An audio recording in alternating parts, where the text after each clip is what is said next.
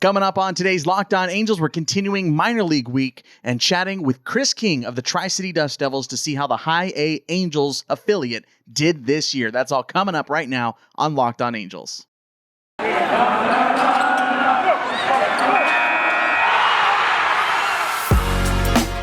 are Locked On Angels, your daily Los Angeles Angels podcast. Part of the Locked On Podcast Network, your team every day.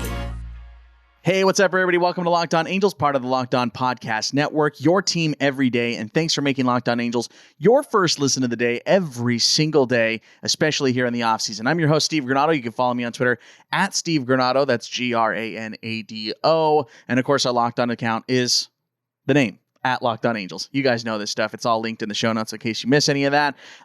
Today, again, as we mentioned, we're going to be chatting with Chris King of the Tri-City Dust Devils. We had a long conversation with him all about Angels pitching and prospects and the switch from the Padres. And we had a real interesting discussion on the comparison because the Tri-City Dust Devils used to be a Padres affiliate. Chris King was there with them when they were a Padres affiliate. And we know all about the Padres pitching prowess and how they've been able to draft and use those guys. So we have compared the Angels and the Padres when it comes to pitching and how they develop. So it's a very interesting conversation we had with Chris King. That's all coming up here in just a second. I want to remind you about my merch, 2-7 merch available on Redbubble. The Shohei Ohtani logo, of course, is available. Rory's words. I got just the Halo sticker right here. As I always mention, I always got it just right by me just in case I need to use it for anything. If you're watching on the YouTube side, obviously you just saw that stuff. If you're listening to this, thanks for sticking around. Love you guys listening all the time. But we have a YouTube channel. Don't forget about our YouTube channel. Just search Locked On Angels. It's there. You'll find it. Will be the first thing that pops up. But you can see all our merch right there in case you're curious about getting some cool minimalist Angels merch. But anyway, yeah. So we have a good chat here with Chris King. Don't forget to give us a phone call, 714-409-6396 to be a part of next week's show. We have minor league stuff all week, but we were fielding your questions for next week's show. That way we can get a ton of voicemails and just have a full Monday of voicemails. Hopefully, fingers crossed. You guys got to call in. Send me your questions. Okay, let's go ahead and get to that conversation now. Again, we are chatting Tri-City Dust Devils. That's High A Baseball, the new affiliate of the Angels here in Tri-City, Washington. That's Pasco, Washington. So this is our conversation with their broadcaster, Chris King.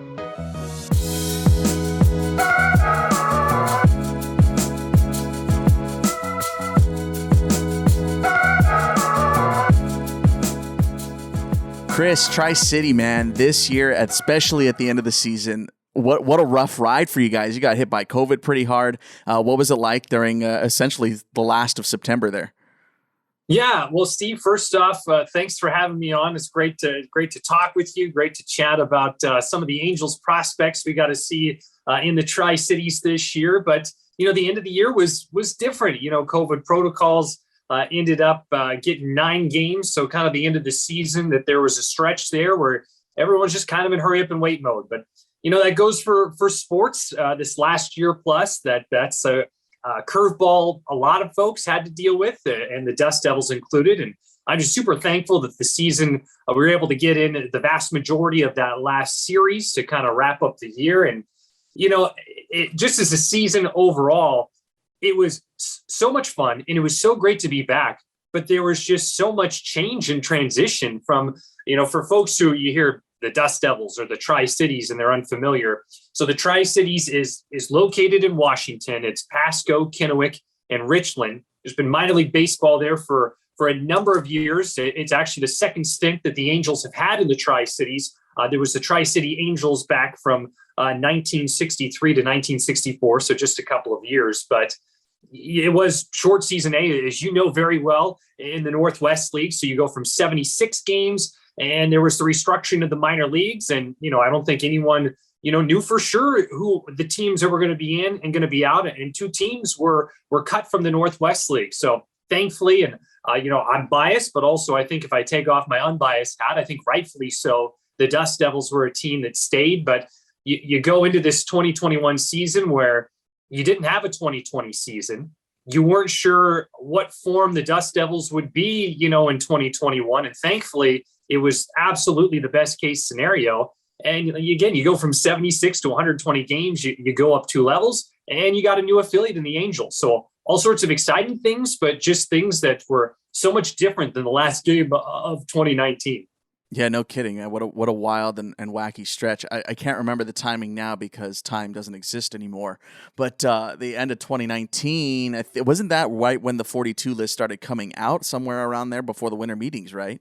Yeah, it was, I believe I was in Jonesboro, Arkansas when I officially saw that list. So I think it was like November. I was doing some basketball down there. So yeah, that it sounds was about right. The season ended and the Dust Devils went to the last game of the championship series in 2019 and lost. So you think like, oh, you come up short, but then you're excited for 2020. And then there just was, everything. It's like you had a bunch of papers and they all got thrown up in the air. And then it was, about like 2 months-ish later is when that list came out. And then just in hurry up and wait mode. And thankfully it was really about the realistically the best case scenario for the Dust Devils when everything was all said and done. But it still made for an interesting stretch between the last game of 2019 until things were finalized on the minor league front. And then just until that first game in May to finally have baseball back.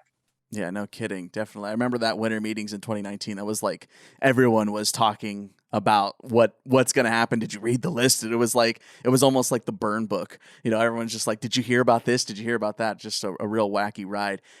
You mentioned though that the with all the changes for you guys jumping to 1A, affiliates, B, jumping divisions, levels essentially. You've been with the Dust Devils for a few years and during the Padres tenure, and I remember when I was in that league in 2016, the Padres, understandably now, years later, it was all pitching. So you, I got to imagine, now being inundated with the Angels a little bit, know that pitching is priority number one and problem number one.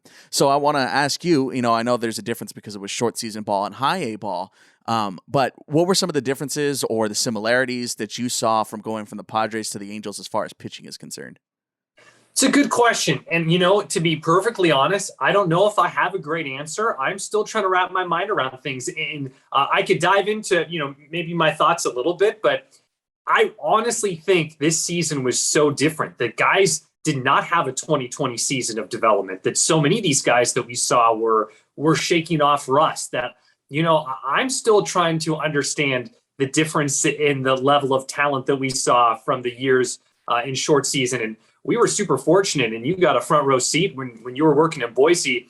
I mean, we not only had pitching when the Dust Devils were with the Padres. I mean, that year, Fernando Tatis Jr. was with the Dust Devils at the end of the season. So there was some really good guys that came through. But, I would say that I think the biggest emphasis would be on some major injections of talent that have come into the system, and the Dust Devils were fortunate to see a lot of that. Obviously, as you state, that pitching was a priority.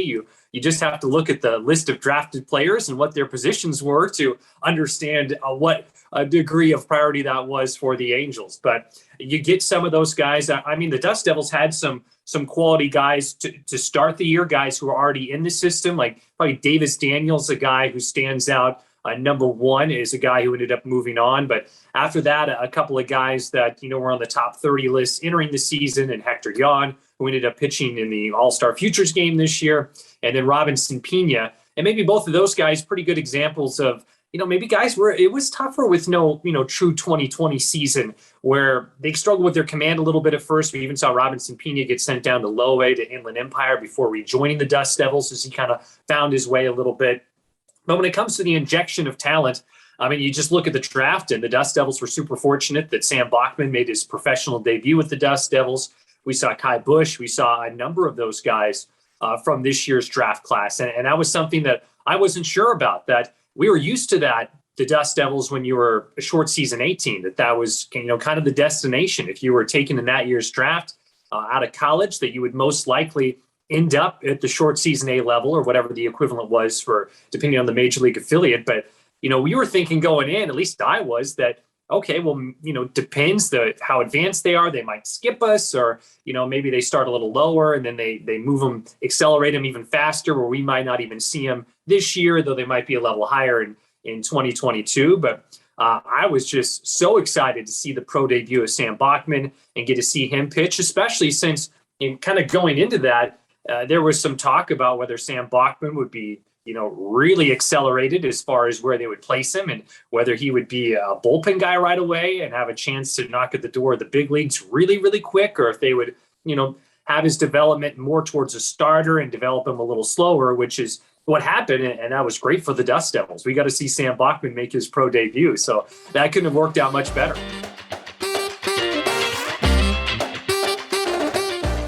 Coming up next, more with Chris King of the Tri-City Dust Devils talking high A baseball. But first, this episode is brought to you by BetOnline. If you're looking for a place to bet on sports, this is probably going to be your best spot to do so.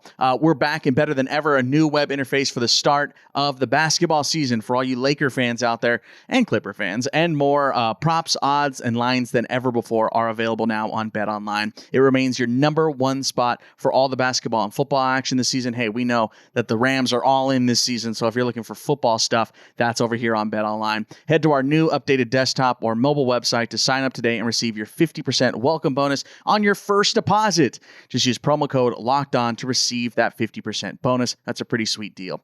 Basketball, football, postseason baseball, NHL, boxing, UFC, and even Vegas casino games. All your favorites are available. Don't wait to take advantage of all the amazing offers available for the 2021 season. BetOnline is the fastest and easiest way to bet on all your favorite sports. And again, those Vegas casino games, if you're looking for that kind of thing too.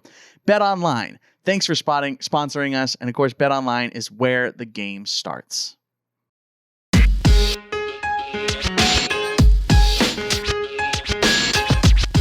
That's always such a weird dynamic because obviously most baseball fans, at least, if you're following any minor league stuff, they're typically more on the major league side. So come on, move them up, move them up, move them up. But on your side, if someone gets moved, that means you lost one of your best players. It's such a strange dynamic that happens. But as far as, I want to get into a couple of guys here in particular in just a second.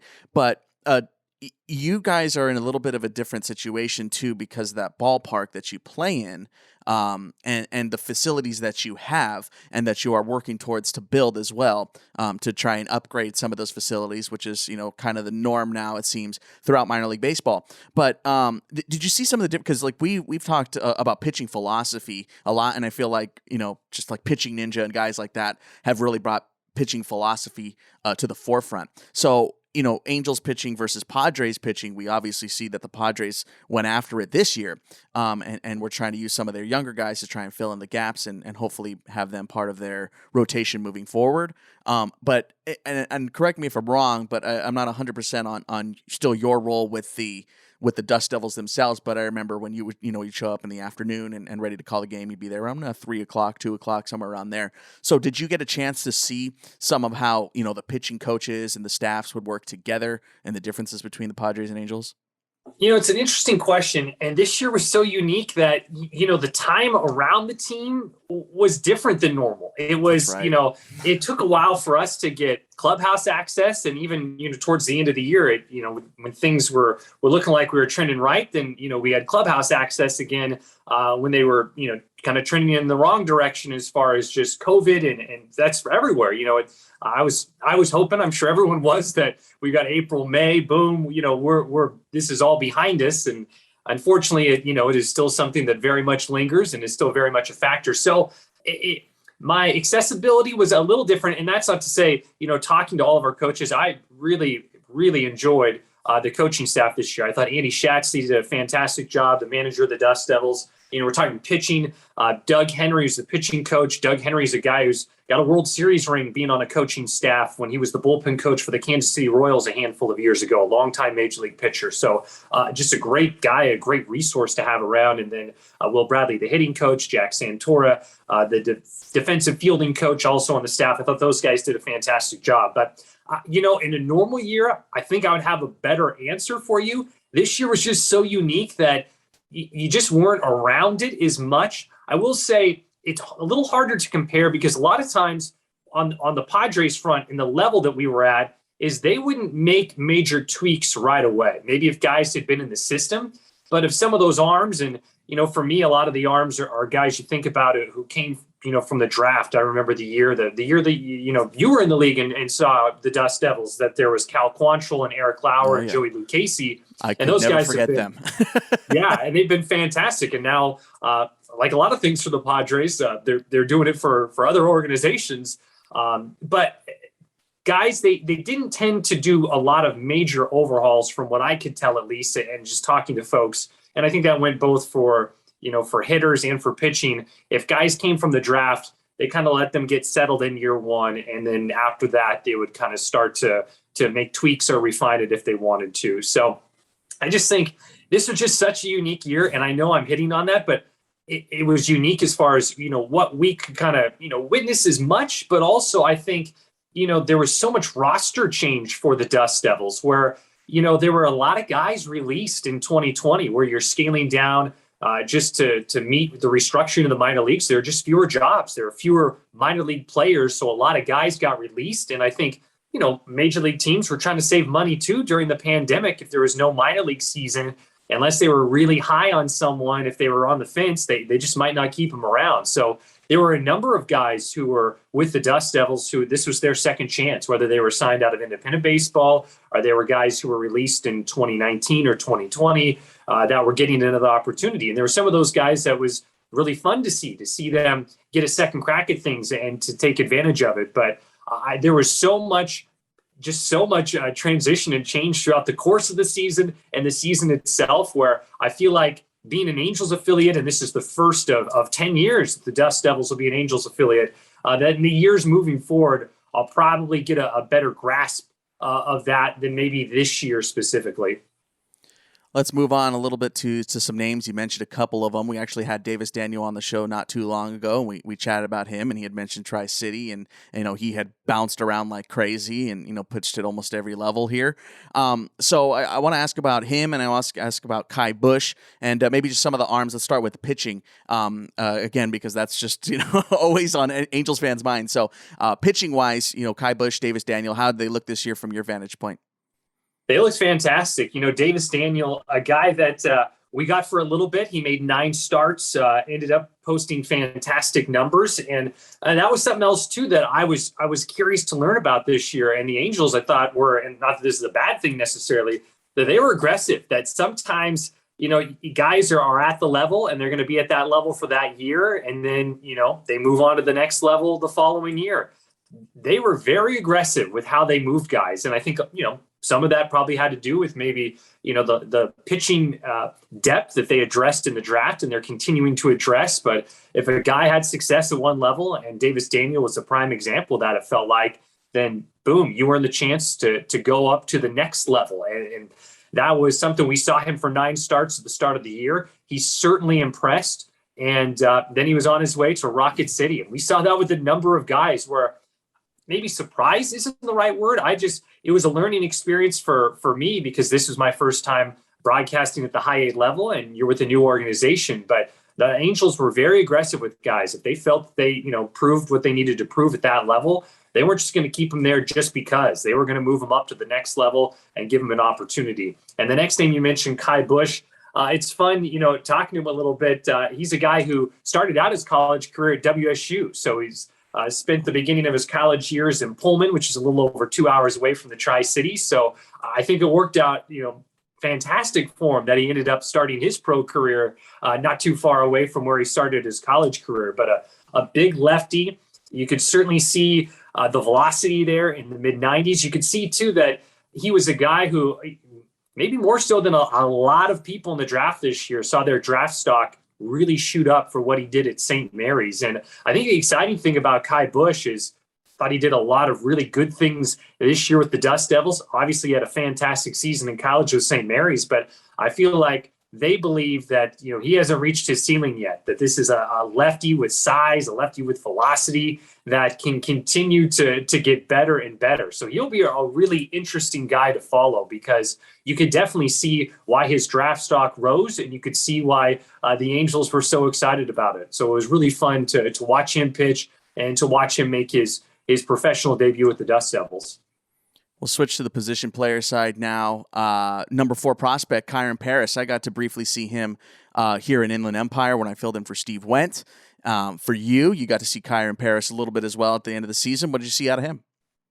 You certainly see the thing that folks praised and you saw was just the maturity where he was a younger guy for this level. I mean, in a lot of ways, And I think we're still learning what the ages will be now at these levels. Now Sure. that there's only 4 teams outside of the complex, at what time do you send guys outside of the complex? But I think a guy that they absolutely raved about his maturity. I would love to have seen him more. And who knows what happens? Hopefully, for his sake, he is up, Double A, wherever, as high as he can possibly go to start next year. But maybe a guy, he spent the last 13 games or played 13 games at the end of the season with the Dust Devils. Maybe he's a guy that we see at the start of the 2022 season back with the Dust Devils, which would kind of be fun to see. And hopefully, if that does happen, then he's tearing the cover off the ball and he's moving up quickly. But we went from Levon Soto, seeing him, to Kyren Paris, and I thought, both guys impressed, but I thought, Kyren Paris, that it was, the maturity level, like I said, and that it'd be fun to see him probably maybe a little bit more even. It was just the sample size we got.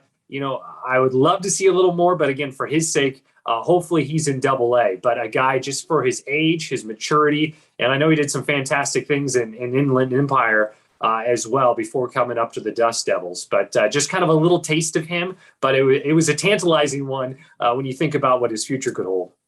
Yeah, not a guy that's going to fill in that shortstop role. I know the Angels are looking for a shortstop moving into 2022. So Kyren Paris ain't exactly the guy yet right now, but maybe in 2 years or so might be a guy that the Angels would consider for that position, and definitely a guy that will likely get a spring training invite and that kind of thing, but isn't going to be ready for the big league level just yet. Still a little too young and some maturing to do. Let's switch over to Jordan Adams, first rounder in 2018. He obviously gets shelled a little bit in 2020 like everybody else, but what did you like out of Jordan Adams this year? For Jordan Adams, maybe the numbers not quite where you would hope. The batting average ended up being .217 this year, but I would say another guy, as we were talking about a couple of folks before, that I feel for him, because not having the 2020 season, and that's a guy drafted out of high school, so athletic, and I could talk till I'm blue in the face about how athletic he is, but when he was a 2-sport athlete, was a 4-star recruit, going to go to North Carolina to play both basketball and football, a 4-star wide receiver recruit for North Carolina. His dad's college football coach. That not having that 2020 season, I think was tough, and then got injured. He played really well the first few games of the season, then got hurt, had to miss some time. So I'm excited for him in 2022 to get a full season. Hopefully the injury bug doesn't bite him, but the athleticism is there. It makes sense why he was a first rounder. I mean, in the outfield, and there were times where, I know his reads were something he was still working on. It had been kind of an issue for him in the past, but there were times where he probably didn't have the best beat on the ball or misread the ball a little bit in the outfield. But my goodness, I don't know if I've ever seen a player glide as much out in the outfield. I mean, it is pretty remarkable. He just is so smooth gliding to the ball and can get there so quickly that, you hope it can come together even more for him in 2022. But, I just think a tough year in the sense for someone like that you've got 2020, you're missing out on that development. You start the year that he was doing really well up at the plate for the first handful of games, then got hurt, where I'm really just hoping for him that he has a full 2022 and can continue to get better and better. And when he did connect with the ball, it's a thing of beauty, but you're just trying to find that on a more consistent basis. Yeah, maybe a guy you get to see a little bit more of next season at the high A level. One thing that always strikes me about minor league baseball, I think Kieran Lovegrove spoke about this as saying that, all these guys are just as talented as the guys at the major league level. It's just consistency, which I always, when he said that in that interview, which obviously touched on way more important things. But I was like, wow, I actually never thought about it that way. But then when I started thinking about it a little bit more, I went, wait, no, that kind of makes sense, because there always seems to be guys that just out of nowhere, they're not on prospect lists. They may have been an independent league guy or something like that. And you just go, wow, this guy just went 6 for his last 7 with 3 homers, just somewhere out of nowhere. And there always seems to be a guy on every team in minor league baseball. You go, who is that? So who was the who is that guy of the Tri-City Dust Devils? I know you saw a bunch of them this year, but maybe guys that flew under the radar, guys that weren't on the top 30s or Baseball Americas of the world. What were some of the guys that flew under the radar for you? A couple of names on that front. One guy who Andy Schatsley, the manager of the Dust Devils, just heaped praise on right away.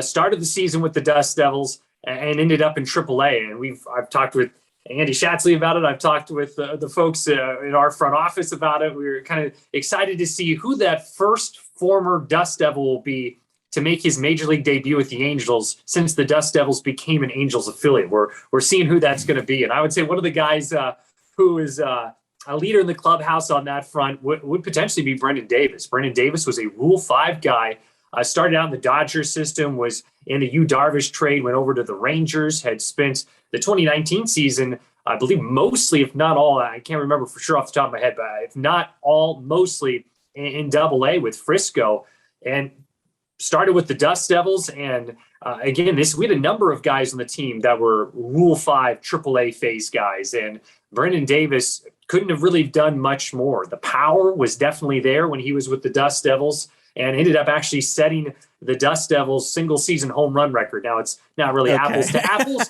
but he did it, and I believe it was less than half of the season too. So in that sense, still pretty impressive. We're not used to seeing the ball fly out of our ballpark, because Gisa Stadium, where the Dust Devils play, is one of, if not the most pitcher-friendly ballpark in all of minor league baseball. We were a Padres affiliate. Mark Pryor was the minor league pitching coordinator, and then at one point he even had to spend some time with the Dust Devils as the fill-in pitching coach. And I remember talking to him about Gisa Stadium, and this is Mark Pryor from his fantastic playing career, and then now the pitching coach for the Dodgers. I remember him just saying, "This place is a graveyard, man."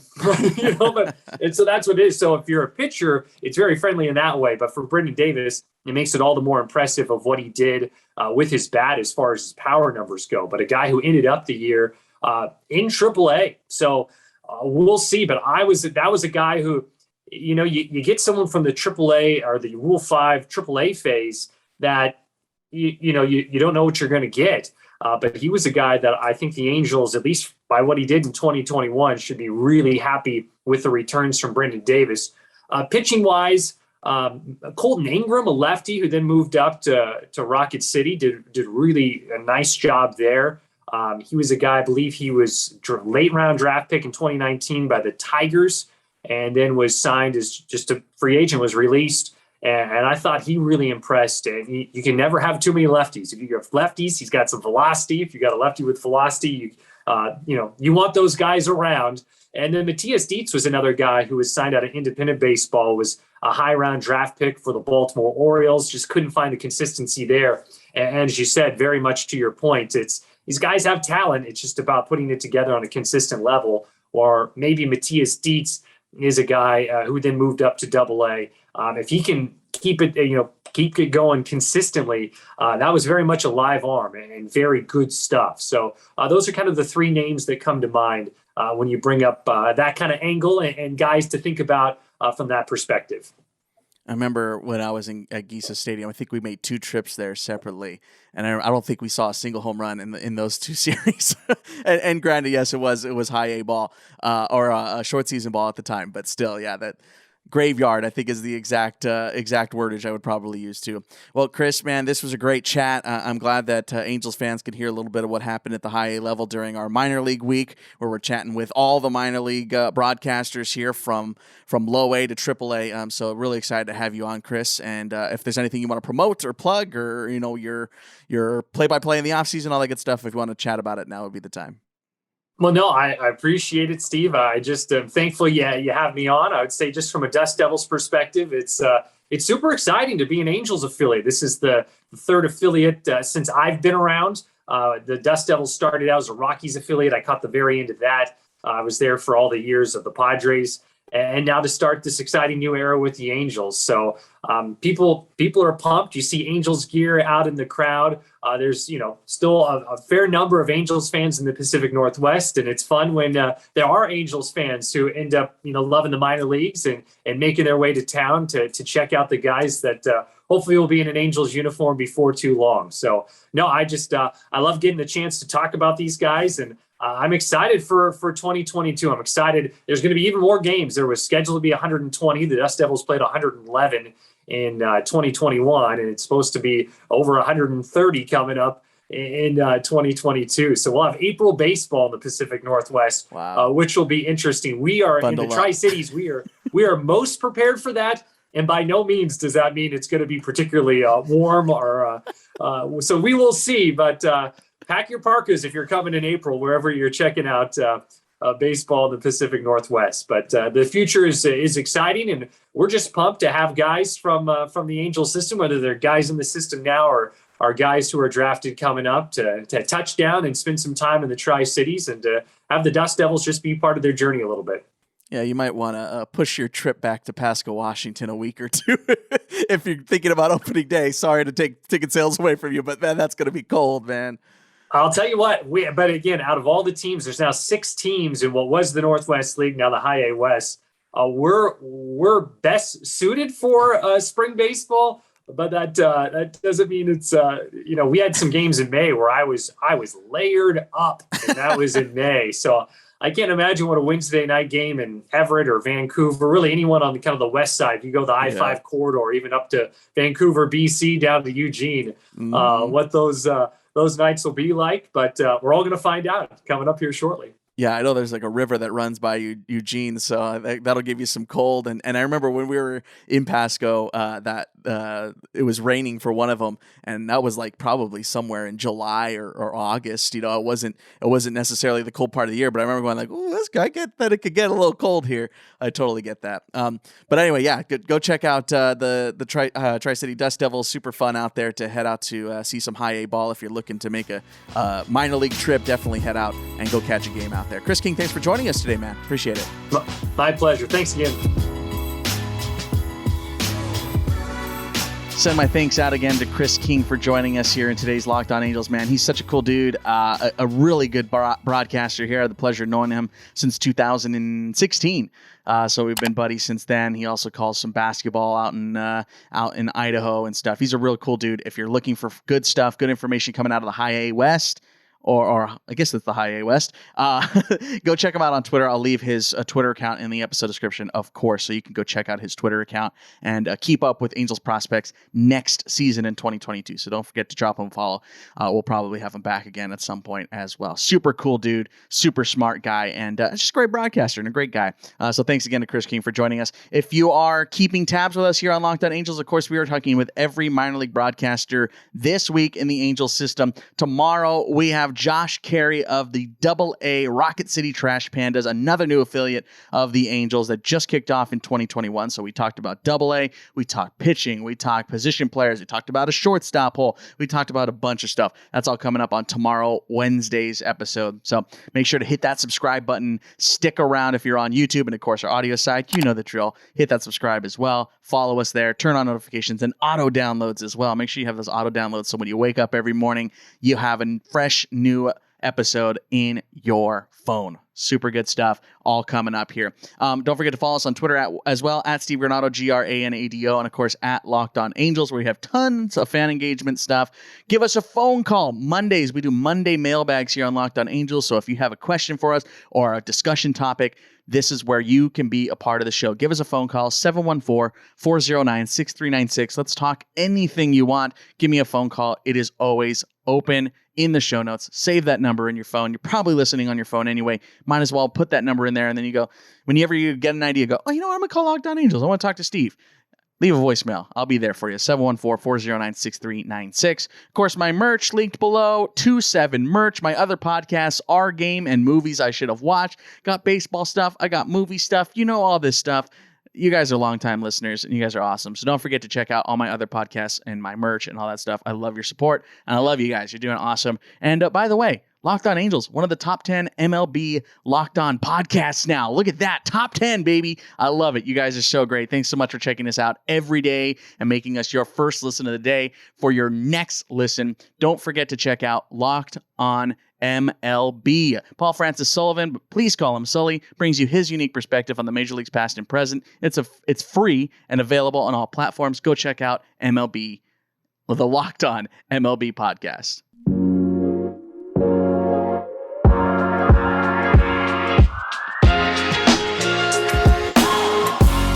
Folks, that's going to do it for today's Locked On Angels. I want to thank you again for checking us out and making us one of the top Locked On MLB podcasts that we offer. Super awesome. Top 10. Love you guys. All right, tomorrow, Josh Carey, Rocket City, Trash Pandas, AA Baseball. Talking about it all tomorrow. Don't forget to check us out. Hit that subscribe. We'll talk to you guys tomorrow. Later.